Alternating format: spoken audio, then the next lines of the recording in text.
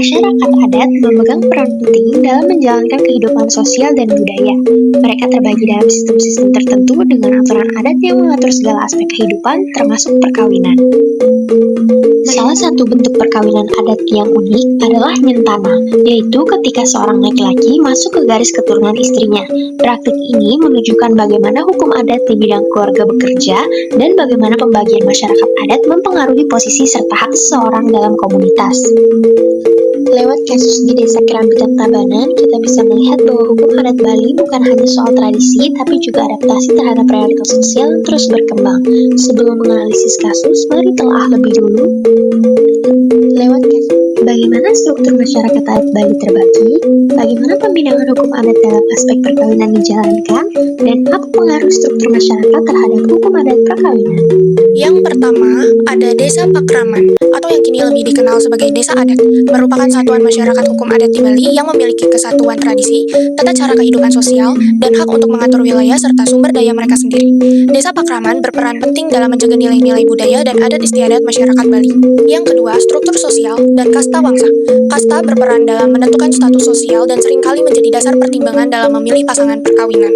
Dalam sistem kasta di Bali, terdapat 4 kasta utama yang dikenal sebagai Catur Varna. Keempat kasta tersebut adalah yang pertama Brahmana. Kasta Brahmana di Bali dianggap sebagai kasta tertinggi yang sangat dihormati dalam masyarakat adat. Yang kedua, Satria. Kasta Satria di Bali menduduki posisi di bawah kasta Brahmana dan memiliki peran yang penting dalam struktur sosial. Yang ketiga, Waisya. Terdiri dari para pedagang, petani, dan pengrajin yang memiliki peran penting dalam kegiatan ekonomi dan produksi masyarakat. Yang keempat, Sudra.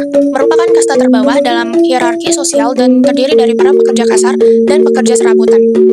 Yang ketiga, sistem kekerabatan patrilineal atau dalam istilah Bali disebut kapurusa adalah sistem kekerabatan yang menarik garis keturunan melalui pihak laki-laki atau ayah.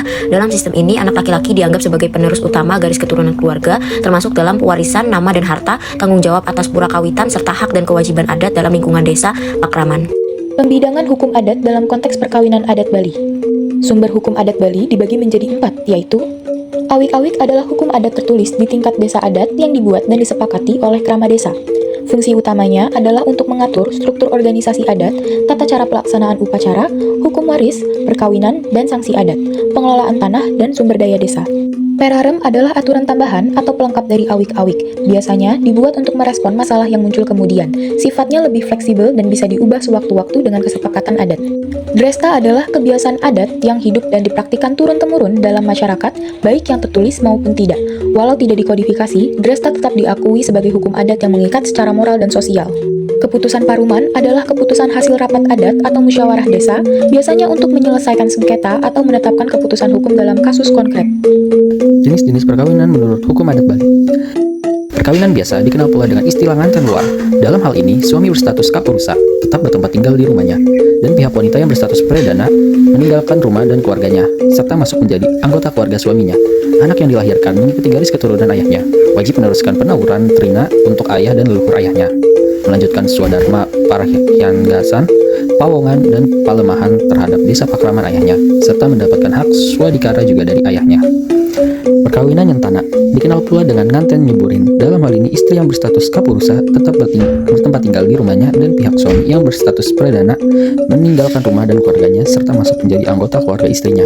Anak yang dilahirkan mengikuti garis keturunan ibunya yang berstatus purusa wajib meneruskan penauran trirna untuk ibu dan leluhur ibunya, melanjutkan swadharna parhyanggasan, pawongan, dan palemahan terhadap desa pakraman ibunya, serta mendapatkan hak swadikara juga dari keluarga ibunya.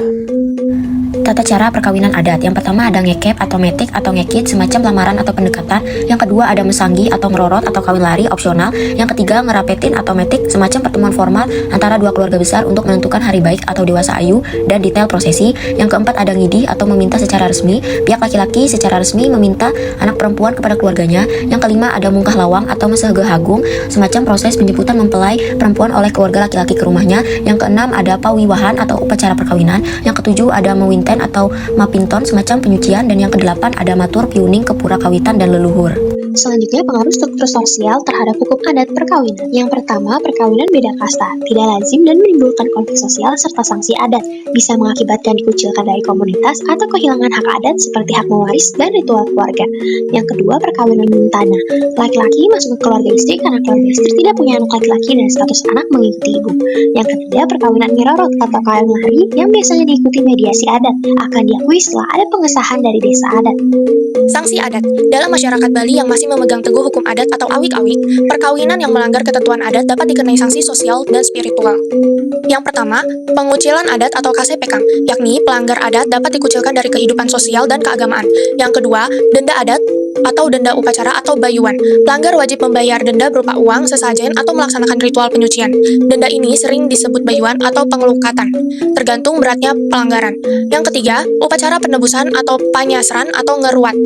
Pasangan wajib melakukan upacara khusus untuk menyucikan hubungan yang dianggap tidak sah secara adat. Yang keempat, tidak diakui sebagai krama adat. Pasangan dan keturunannya tidak diakui sebagai warga adat atau krama desa. Yang kelima, pengembalian mempelai atau penolakan perkawinan.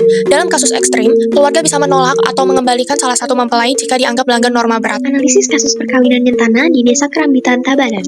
Penelitian ini menggunakan metode yuridis normatif yang didasarkan pada kajian pustaka, yaitu dengan menelaah peraturan perundang-undangan, awik-awik desa adat, serta teori-teori para ahli hukum adat yang relevan.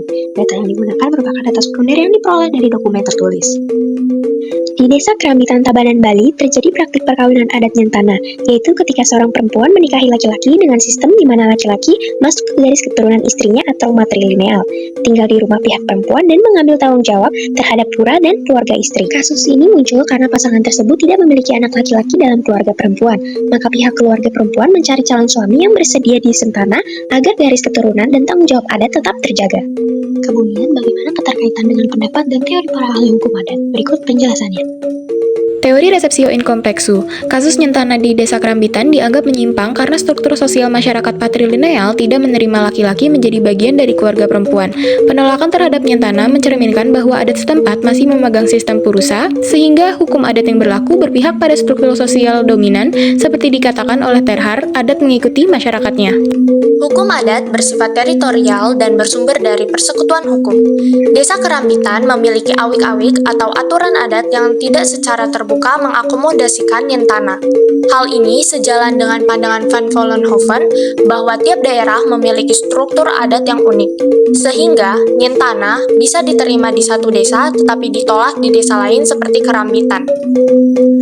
Dualisme dalam sistem perkawinan Bali. Terdapat ketegangan antara sistem patrilineal dengan keinginan untuk adaptasi melalui nyentana. Ima Deswita menjelaskan bahwa ketidakjelasan awik-awik tentang nyentana menyebabkan konflik sosial dan hukum, karena tidak ada payung hukum adat yang secara eksplit mendukungnya. Selanjutnya ada teori sistem dari L.G. van Apeldoorn. Perkawinan nyentana tidak hanya menyangkut dua individu, tetapi mengganggu sistem sosial adat yang lebih besar. Penolakan nyentanya di Kerambitan terjadi karena sistem adat Bali belum siap mengakomodasi perubahan struktur gender dan pewarisan. Sesuai dengan teori sistem yang menggadaikan perubahan harus interintegritas dengan struktur nilai yang ada. Tindakan adat yang diberlakukan untuk mengesahkan sistem nyentana ini, keluarga perempuan menyelenggarakan upacara adat khusus, diantaranya pertama, upacara mempekidung dan mepamit agar pihak laki-laki secara simbolis berpindah ke garis keturunan istri. Yang kedua, pengesahan oleh desa adat dengan mencatat pasangan sebagai krama istri atau anggota adat melalui istri. Tinjauan hukum positif. Dalam perspektif hukum nasional, Undang-Undang Nomor 1 Tahun 1974 tentang Perkawinan, Pasal 2 Ayat 1, perkawinan adalah sah apabila dilakukan menurut hukum masing-masing agamanya dan kepercayaan itu. Ini berarti perkawinan nyentana tetap sah menurut negara jika dilaksanakan menurut hukum adat dan agama, tetapi status sosial dalam masyarakat adat tetap tunduk pada norma lokal. Kesimpulan, masyarakat adat Bali terbagi dalam struktur sosial dan kekerabatan yang kuat, terutama berdasarkan sistem patrilineal kapurusa yang memengaruhi posisi, hak, dan kewajiban setiap anggota dalam konteks adat, termasuk perkawinan. Perkawinan nyentana di Desa Kerambitan menjadi bukti fleksibilitas hukum adat dalam respons dinamika sosial seperti ketiadaan anak laki-laki dalam keluarga. Struktur sosial memiliki pengaruh langsung terhadap pengesahan dan penerimaan sosial terhadap suatu perkawinan. Pelanggaran terhadap norma adat dapat dikenakan sanksi seperti denda adat, pengucilan, hingga keharusan menjalani upaya penyucian. Perlu dilakukan edukasi dan sosialisasi hukum adat yang lebih terbuka dan adaptif agar masyarakat, terutama generasi muda, memahami makna filosofis di balik aturan adat tanpa mengabaikan prinsip keadilan dan kesetaraan gender. Desa adat di Bali, termasuk Desa Kerambitan, diharapkan terus mengembangkan awik-awik secara partisipatif agar hukum adat dapat berfungsi secara dinamis dan relevan dalam menjawab perubahan sosial modern. Pemerintah daerah dan lembaga adat dapat menjalin kerjasama dalam mendokumentasikan dan membakukan praktik-praktik hukum adat termasuk terkait perkawinan untuk dijadikan rujukan pendidikan budaya dan hukum.